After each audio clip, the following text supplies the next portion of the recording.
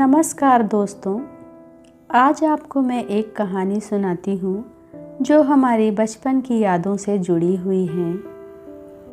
इन कहानियों में ही हम अपना बचपन देखते हैं और उसे याद करके खुश होते रहते हैं। एक समय की बात है, एक राजा था। उसकी 5 बेटियां थीं, सभी एक से बढ़कर एक। राजा उन सबको बहुत प्यार करता था। धीरे धीरे जब वो बड़ी हुई, एक दिन राजा ने उनको अपने पास बुलाया और उनसे पूछा कि तुम किसके भाग्य का खाना पीना खाती हो और पहनती हो। बड़ी 4 लड़कियों ने राजा को बोला कि हम आपके भाग्य से खाते हैं और पहनते हैं, लेकिन छोटी बेटी चुपचाप खड़ी रही। राजा ने उससे पूछा कि तुम चुप क्यों हो। तब छोटी बेटी ने उनसे कहा कि मैं अपने भाग्य का खाती हूँ और अपने ही भाग्य का पहनती हूँ। राजा उसके ऊपर बहुत नाराज़ हुआ और उसे राज्य से बाहर कर दिया। उसे एक छोटा सा घर दे दिया और उससे कहा कि तुम अपने भाग्य का खाती हो तो तुम अपने भाग्य से खाओ।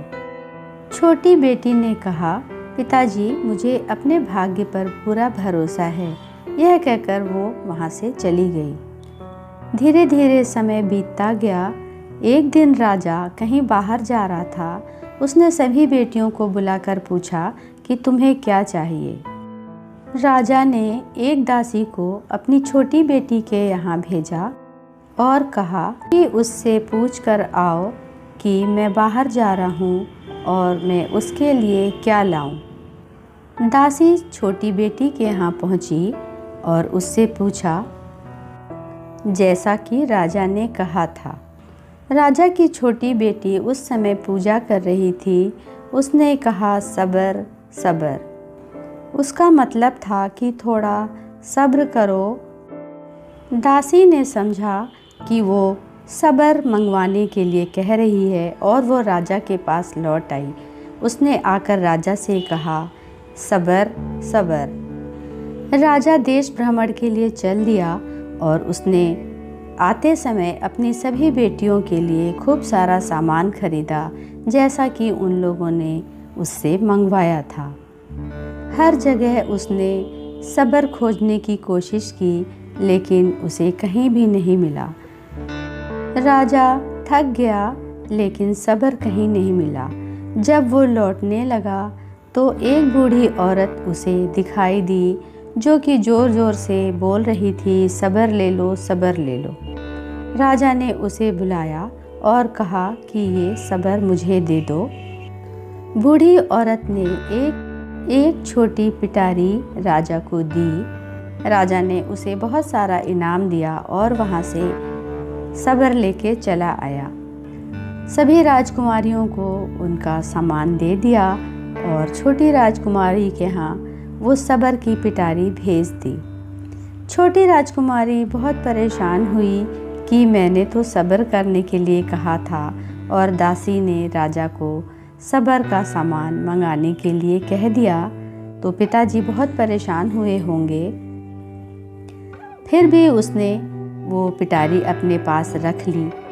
कुछ दिनों के बाद जब उसे याद आया कि देखूं इसमें क्या है, तो वो पिटारी उसने खोल कर देखी।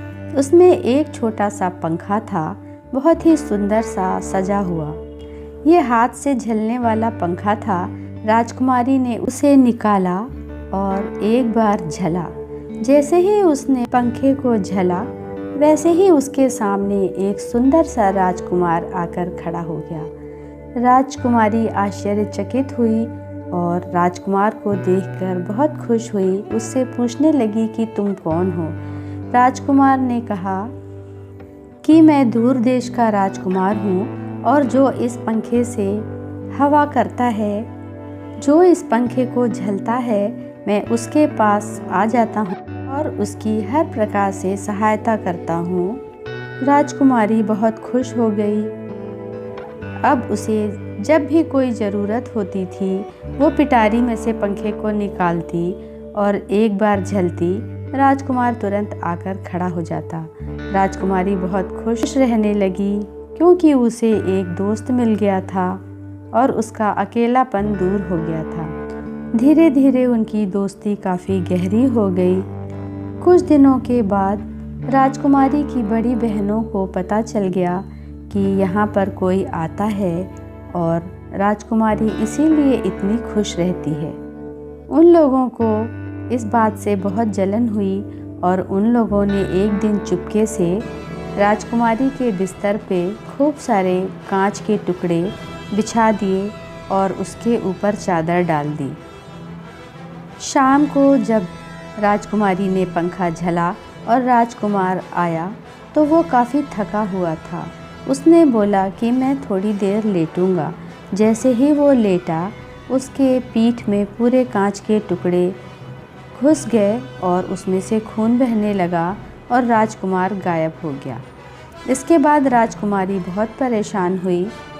कुछ दिनों तक उसने बार बार पंखा झला लेकिन राजकुमार वापस नहीं आया। राजकुमारी को चिंता होने लगी। उसने सोचा कि राजकुमार को क्या हो गया और वो क्यों नहीं आ रहा है। चलो मैं उसकी खोज में निकलती हूँ। उसने आदमी का भेष बनाया और वो राजकुमार को खोजने के लिए निकली। कुछ सामान उसने अपने साथ रख लिया कि कहाँ कहाँ जाना पड़ेगा और कितनी दूर उसका देश है। रास्ते में वो एक जंगल के रास्ते से जा रही थी। उसे थकान होने लगी और रात हो गई तो वो एक पेड़ के नीचे बैठ गई। कुछ देर बाद ही उसे नींद आ गई। हल्की हल्की नींद जब उसे लग रही थी, उसी समय उसने सुना कि पेड़ के ऊपर एक तोता और मैना बैठ के बातें कर रहे थे। मैना ने तोते से पूछा, ये बेचारी कौन है और कहाँ जा रही है? काफ़ी थकी हुई दिखाई दे रही है, क्या तुम इसे जानते हो? तोते ने कहा, हाँ मैं इसे जानता हूँ। ये एक देश की राजकुमारी है। इसने राजा से कहा था कि मैं अपने भाग्य का खाती हूँ, तो राजा ने इसे अपने राज्य से बाहर निकाल दिया। और राजकुमारी के बारे में तोते ने पूरी बात बताई कि उसकी राजकुमार से कैसे दोस्ती हुई और अब ये उस राजकुमार की खोज में बाहर निकली है। बेचारी बहुत परेशान है। उधर राजकुमार भी बहुत बीमार है और वो इसकी सहायता करने के लिए नहीं आ पा रहा है। तो मैना ने पूछा कि क्या इसका कोई इलाज नहीं है, वो कैसे ठीक होगा? तब तोते ने कहा कि इस पेड़ के नीचे जो छोटे छोटे पौधे लगे हुए हैं, उनको पीस राजकुमार की पीठ पर लगा देने से और उसके सूखने के बाद हमारे जो पंख नीचे गिरे हुए हैं, उन पंखों को ले जाकर उसकी पीठ के ऊपर सहला दिया जाए तो राजकुमार ठीक होकर तुरंत उठ जाएगा। राजकुमारी को हल्की हल्की नींद आ रही थी, लेकिन वो उनकी बात सुनने लगी और सुबह होते ही वहाँ से चल दी। कुछ दिन चलते चलते वो उस राज्य में पहुँची जहाँ पे कि वो राजकुमार रहता था। सारी प्रजा में काफ़ी सन्नाटा छाया हुआ था। सभी लोग बहुत दुखी थे। राजकुमारी ने कुछ लोगों से पूछा कि क्या बात है, सब लोग इतने चुप क्यों हैं? कोई बात क्यों नहीं बता रहा कि यहाँ पर क्या हुआ है? सब लोग इतने दुखी क्यों हैं? तो कुछ लोगों ने उसे बताया कि यहाँ पे राजा रानी का एक ही राजकुमार है और वो काफ़ी दिनों से बीमार है। राजकुमारी ने कहा कि मुझे राजा के पास ले चलो, मैं एक बार राजकुमार को देखना चाहती हूँ। राजा और रानी के पास पहुँचकर राजकुमारी ने उनसे कहा कि मुझे एक बार राजकुमार से मिलने दीजिए। राजा ने कहा कि बड़े बड़े वैद्य और हकीम उसका कुछ नहीं कर पाए, वो बहुत दिनों से बीमार है, तुम उसका क्या कर पाओगे? राजकुमारी ने कहा कि एक बार मुझे उनसे मिलने दीजिए, मैं अपनी पूरी कोशिश करूँगा और शायद मैं उनको ठीक कर पाऊँ। राजा उसकी बात मान गया और राजकुमारी को, जिसने कि साधारण पुरुष वेश धारण कर रखा था, उसे राजकुमार के पास मिलने के लिए भेज दिया। राजकुमारी ने जैसे ही राजकुमार को देखा, वो बीमार बिस्तर पे पड़ा हुआ था और बेहोश था।